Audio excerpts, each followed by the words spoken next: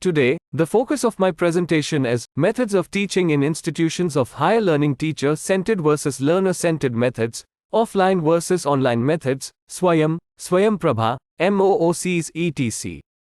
Dear viewer, please watch the entire video. At the end of the video, there are MCQs based on the presentation. Dear viewers, let us try to understand the methods of teaching in institutions of higher learning. Teaching methods in institutions of higher learning have evolved over the years, offering educators a range of approaches to engage students effectively. Two fundamental distinctions in teaching methods are teacher-centered and learner-centered approaches. Additionally, the advent of online platforms, such as Swayam, Swayamprabha, and MOOCs, massive open online courses, has introduced new avenues for education, both offline and online. Let's explore these methods in detail. Let us discuss first, teacher-centered versus learner-centered methods. 1. Teacher-centered methods. Teacher-centered methods traditionally place the instructor at the center of the learning process. These methods often involve a more didactic approach, where the teacher imparts knowledge and directs the learning experience. Key characteristics include lecture-based instruction. Lectures are a common teacher-centered method, where the instructor delivers content through spoken discourse. Students are primarily passive recipients of information. Structured curriculum. The curriculum is typically predetermined, and learning is guided by a set syllabus or textbook. Assessment-driven. Assessment is often used to measure students' retention of knowledge and their ability to reproduce information. Limited student autonomy. Learners have limited autonomy in choosing what, when, and how they learn. 2. Learner-centered methods. Learner-centered methods shift the focus from the teacher to the student. These approaches emphasize active engagement, self-directed learning, and critical thinking. Key characteristics include active learning. Learners actively engage with the material through discussions, problem-solving, and hands-on activities. Flexible curriculum. The curriculum is often flexible, allowing students to explore areas of interest and relevance.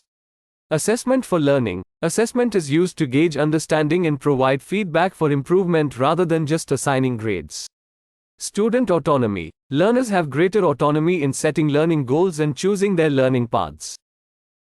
Let me now throw light on offline versus online methods of teaching. 1. Offline methods. Offline methods of teaching have been the traditional mode of instruction in higher education for many years. These methods involve face-to-face interactions in physical classrooms or lecture halls. Key features include in-person instruction. Students attend classes on campus and interact directly with instructors and peers. Scheduled classes. Learning is scheduled at specific times and locations, requiring physical presence.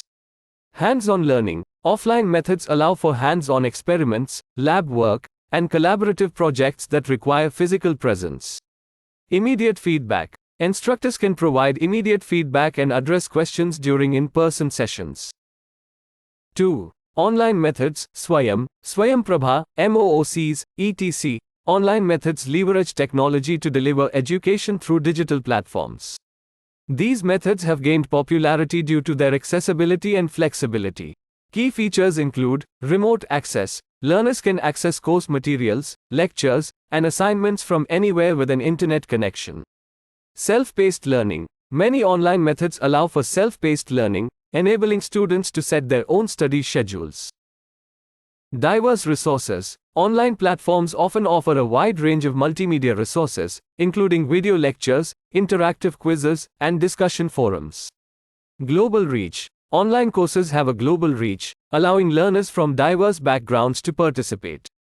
Scalability. MOOCs, in particular, are highly scalable, accommodating large numbers of students simultaneously. Assessment and certification. Online methods often provide mechanisms for assessment and certification, although the rigor and credibility of these certificates can vary.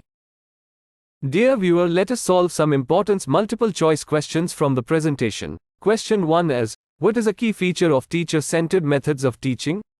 A. Active learning. B. Structured curriculum. C. Learner autonomy. D. Self-directed learning. Correct answer is B. Structured curriculum. Question 2 is, in which type of teaching method does assessment primarily measure students' ability to reproduce information? A. Teacher-centered. B. Learner-centered C, both D. Neither correct answer is A. Teacher-centered. Question 3 is, what is a characteristic of learner-centered methods of teaching? A. In-person instruction. B. Structured curriculum. C. Assessment-driven. D. Student autonomy. Correct answer is D. Student autonomy. Question 4 is, what is a key advantage of online methods of teaching? A. Immediate feedback. B. In-person interactions. C. Self-paced learning. D. Limited global reach. Correct answer is C. Self-paced learning. Question 5 is, which online method is known for its high scalability? A. Synchronous webinars. B. Traditional LMS platforms. C. MOOCs. D. Blended learning. Correct answer is C. MOOCs. Thank you. Don't forget to subscribe to my YouTube channel, Education and Teacher Education, at Shouking Bilal.